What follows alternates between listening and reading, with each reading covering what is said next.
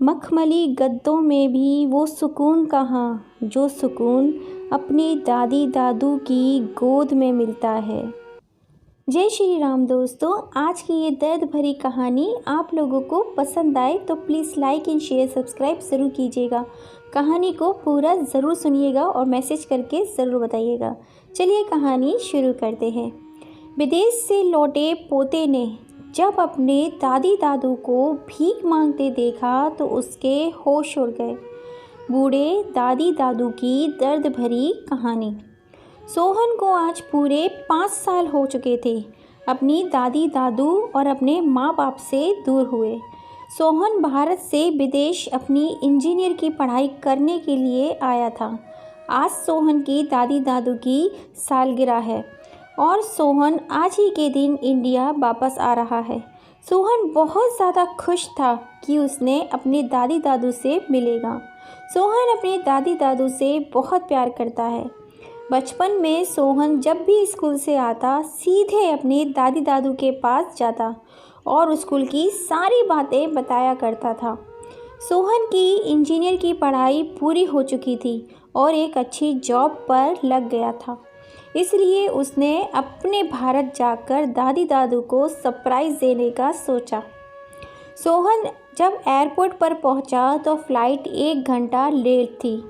वह 1 घंटा भी काटना उसे बहुत मुश्किल हो रहा था। जैसे तैसे 1 घंटा पूरा हो गया और फ़्लाइट भारत के लिए उड़ान भर लेती है। सोहन अपने दादी दादू से काफ़ी महीनों बात नहीं करी थी। जब भी वे घर पर फ़ोन करता तो उसके मम्मी पापा कहते, तेरे दादी दादू तीरथ गए हैं। इसलिए सोहन जब अपने दादी दादू से बात नहीं कर पा रहा था तो उसने सोचा दादी दादू को इंडिया जाकर सरप्राइज़ देता हूँ।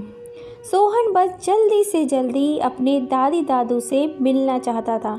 वे अपने दादी दादू से पूछना चाहता था कि इतने महीनों से उन्होंने बात क्यों नहीं की। यह सारी बातें सोच ही रहा था कि फ़्लाइट भारत पहुंच जाती है। सोहन अपने घर पहुंच जाता है। टैक्सी से जैसे ही नीचे उतरता है उसे अपने दादू के संग बिताए दिन याद आने लगते हैं। दादू का घोड़ा बनकर पीठ पर बिठाना, दादी का कहानी सुनाते हुए खाना खिलाना, वो उनका प्यार से सर पर हाथ फेरना। सोहन अपने माँ बाप का इकलौता बेटा है। सोहन अपने मम्मी पापा और दादा दादी के संग रहता था। सोहन के स्कूल की पढ़ाई पूरी हो गई और वह विदेश इंजीनियर की पढ़ाई करने के लिए चला गया। विदेश में रहकर भी सोहन अपने संस्कार नहीं भूला था। सोहन ने डोरबेल बजाई। जैसे ही घर का दरवाज़ा खुला सामने सोहन के पापा थे। सोहन के पापा सोहन को देखकर चौंक जाते हैं, लेकिन वह अपने मम्मी पापा से मिलने की जगह अपने दादी दादू से मिलने उनके कमरे में चला जाता है। जब दादी दादू वहाँ पर नहीं दिखते तो वह पूरे घर में उनको आवाज़ लगाकर ढूंढता है। वह चारों तरफ आवाज़ लगाकर ढूंढने लगता है, पर उसे अपने दादी दादू कहीं दिखाई नहीं देते। सोहन के पापा कहते हैं, बेटा बैठ तो जा, इतनी दूर से आया है, थक गया होगा। सोहन ने कहा, मम्मी पापा मैं थका नहीं हूँ, बस आप मुझे यह बताइए कि दादी दादू कहाँ हैं। मैं उनसे मिलने ही तो आया हूँ इतनी दूर से, और आज तो उनकी शादी की सालगिरह है। अच्छा आप समझा, मंदिर गए होंगे भगवान का आशीर्वाद लेने। आखिर आज उनकी शादी की सालगिरह जो है, मैं अभी मंदिर में जाकर ही उनसे मिल लेता हूँ। तभी सोहन की मम्मी ने कहा, बेटा तुम बिना बताए आ गए अचानक से। बता दिया होता तो पापा एयरपोर्ट से ले आते। मम्मी मैं सरप्राइज़ देना चाहता था इसीलिए नहीं बताया। मम्मी पापा एक दूसरे की तरफ देखने लगते हैं, फिर कहते हैं, बेटा दादी दादू मंदिर नहीं गए हैं, वे अपने किसी रिश्तेदार के गए हैं गांव में, थोड़े ही दिनों में आ जाएंगे। अच्छा तो ठीक है, आप मुझे वहाँ का नंबर दे दीजिए, मैं कॉल करके उनसे बात कर लेता हूँ। उन्हें पता चलेगा कि मैं वापस आ गया हूँ तो दौड़े दौड़े आ जाएंगे। सोहन के पिताजी ने कहा, बेटा वहाँ पर कोई फ़ोन की सुविधा नहीं है। तो हम ये सारी बातें सुनकर मायूस हो जाता है। फिर वे बोला, ठीक है, मैं अपने दोस्तों से मिलकर आता हूँ। और वह अपने दोस्तों से मिलने के लिए निकल जाता है। थोड़ी ही दूर जाने के बाद रास्ते में एक मंदिर के पास बैठे हुए एक बुज़ुर्ग दिखाई देते हैं। उनकी शक्ल उसके दादी दादू से मिलती जुलती है। उन्हें देखकर थोड़ी देर वह वहीं रुक जाता है और फिर सोचता है, यह मेरे दादी दादू कैसे हो सकते हैं? वह तो अपने किसी रिश्तेदार के यहाँ पर गए हुए हैं। फिर भी एक बार पास जाकर देख लेता हूँ। पास जाकर देखा तो सोहन के दादी दादू फटे पुराने कपड़ों में मंदिर की सीढ़ियों पर बैठे भीख मांग रहे थे। दादी दादू सामने सोहन को देखकर चौंक जाते हैं। बेटा, तुम तो विदेश में थी, यहाँ पर कब आए? सोहन अपने दादी दादू को ज़ोर से गले लगा लेता है। उनके कपड़ों में से बहुत गंदी बदबू आ रही थी और रोते रोते अपने दादी दादू से पूछता है, आपका ये हाल कैसे हो गया? आप लोगों तो अपने किसी रिश्तेदार के यहाँ पर गए थे, फिर यहाँ पर कैसे, वो भी इस हालत में?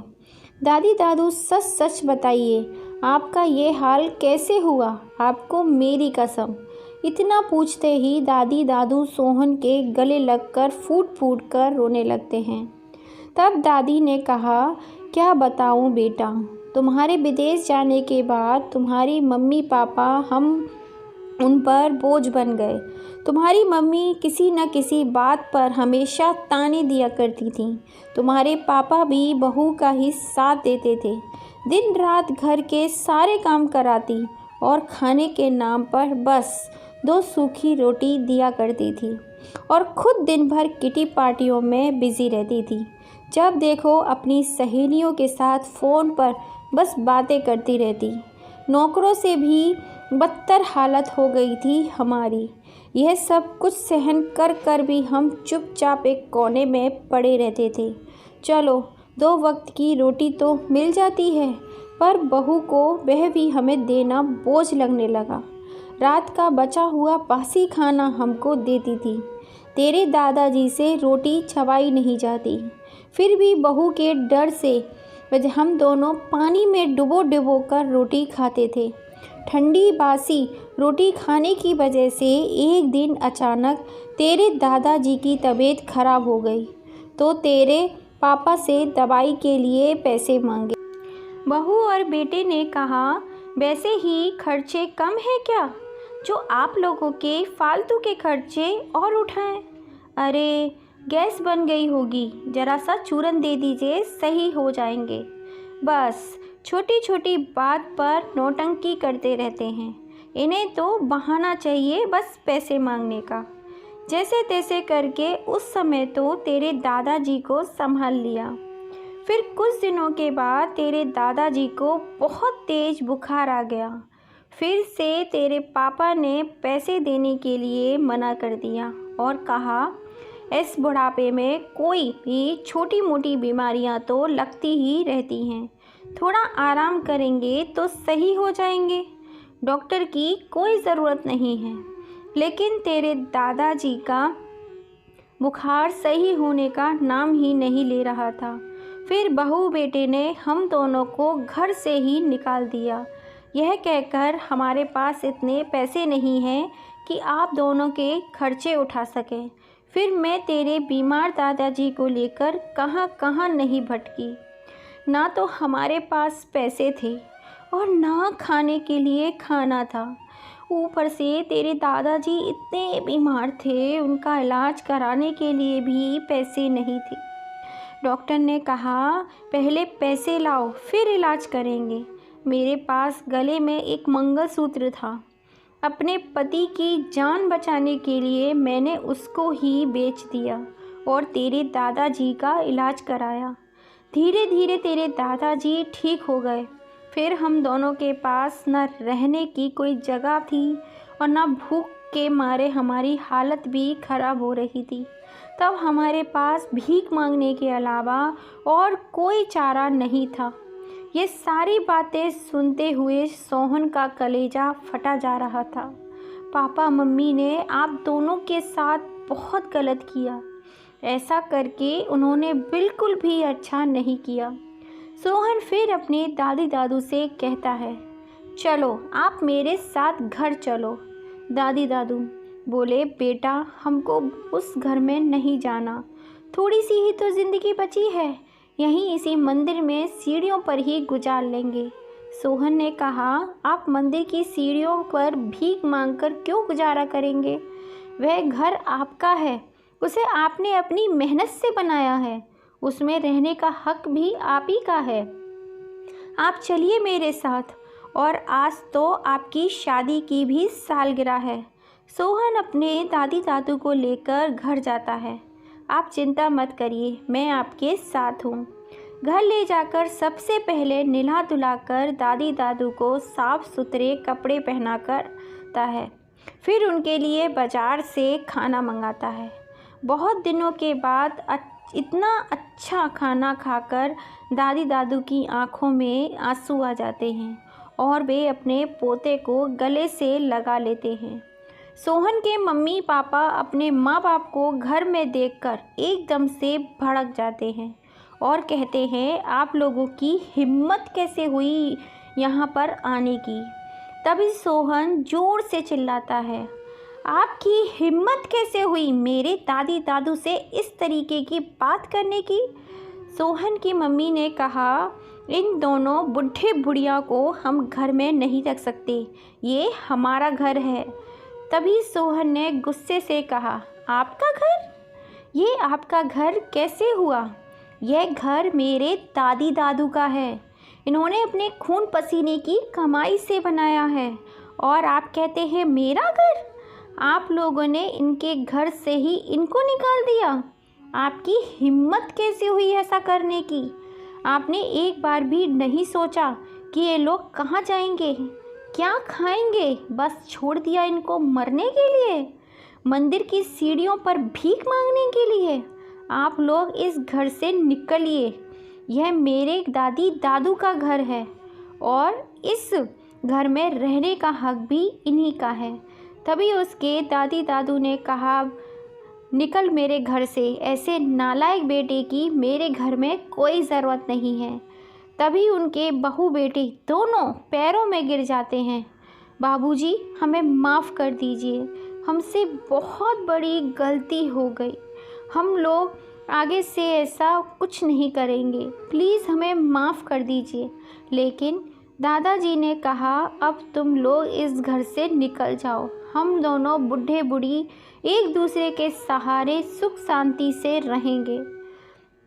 तभी सोहन अपने माँ बाप को घर से बाहर निकाल देता है और अपने दादी दादू के संग खुशी खुशी रहने लगता है।